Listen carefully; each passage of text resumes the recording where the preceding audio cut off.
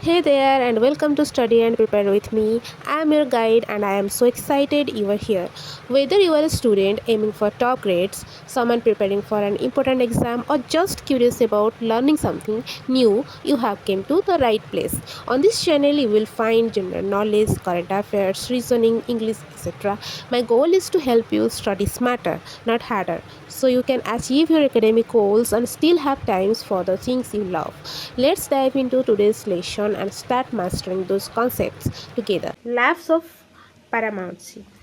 When the Indian Independence Act 1947 was passed, it declared the lapse of sovereignty of the Crown in Section 7(I)(b) of the Act of the states situated within the geographical boundaries of the domination of India, all save Hyderabad, Kashmir, Bahawalpur, Junagadh, and the northwest frontier states had acceded to the domination of India by 15th August 1947 before the appointed day itself. Integration and merger of Indian states. The main objective of shaping the Indian states into sizable or viable administrative units was sought to be achieved by a threefold process of integration known as the Patel scheme after Sardar Vallabhbhai Patel, Minister in charge of Home Affairs. 216 states was merged into respective provinces geographically contiguous to them. These merged states were included in the territories of the states in Part B in the first schedule of the Constitution. 61 states were converted into centrally administered areas and included in Part C of the first schedule of the Constitution. The third from the integration was the consolidation of groups of states into new viable units known as Union States. The process of integration culminated in the Constitution's 7th Amendment Act 1956, which abolished Part B states as a class and included all the states in Part A and B in one list. Evolution of states and union territories. Dhar Commission. The Constituent Assembly appointed the S.K. Dhar Commission in 1947 to study the issue of the reorganization of the states on linguistic basis. The Dhar Commission categorically rejected the basis of linguistic formation of states. JBP Committee. The Congress in its Jaipur section in 1948 appointed a three-member committee to consider the recommendations of Dhar Commission. Its members were Jawaharlal Nehru, Vallabhbhai Patel and Patavi Sitaramaya. The committee rejected language as the basis for the reorganization despite popular support for it. Fazal Ali Commission. After the creation of Andhra state, demand for creation of states on linguistic basis intensified and a Fazal Ali Commission was constituted in December 1953, which was also known as the States Reorganization Commission. By the States Reorganization Act 1956 and the 7th Constitutional Amendment Act, the distinction between states was abolished.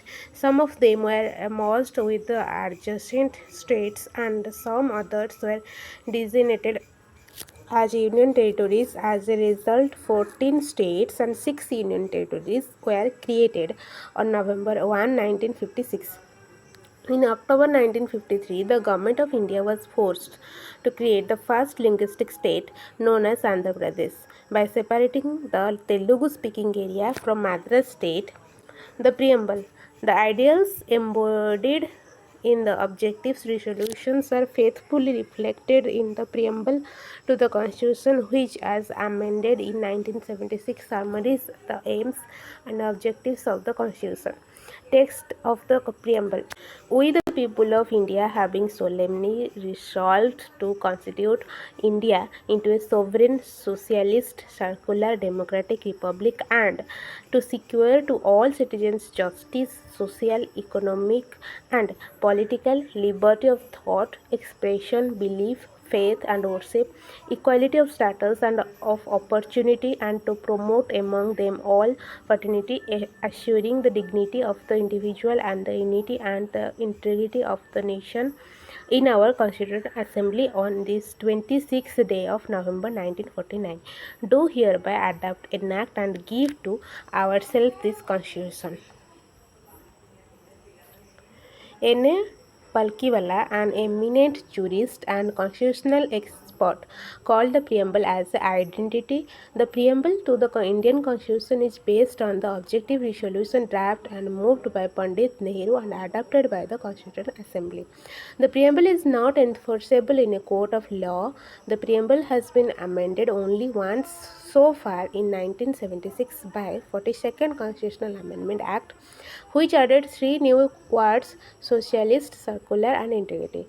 This amendment was held to be valid. In the case of doubt, the Supreme Court has referred to the Preamble to elucidate vague aspects of the Constitution. In the Bairubari case, the Supreme Court held that the preamble was not part of the Constitution, but later in the Kesavananda Bharati case, it declared that it was part of the Constitution.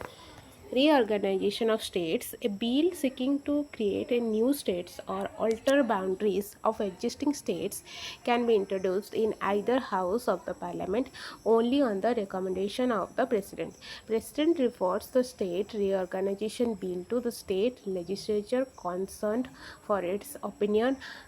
Fixing a time limit, Parliament is not bound to accept or act upon the views of the state legislature on a state reorganization bill. The state reorganization bill requires simple majority in both houses of the Parliament. It is not necessary to obtain the views of legislatures of union territories before a bill affecting their boundaries or names is introduced. That's it for today's lesson. I hope you found it helpful. If you enjoyed this video, don't forget to give it a thumbs up and share it with anyone else who might benefit. And if you have not already, hit that subscribe button and tap the notification bell so you never miss out on new tips and tutorials. Thank you so much for watching. See you in the next video.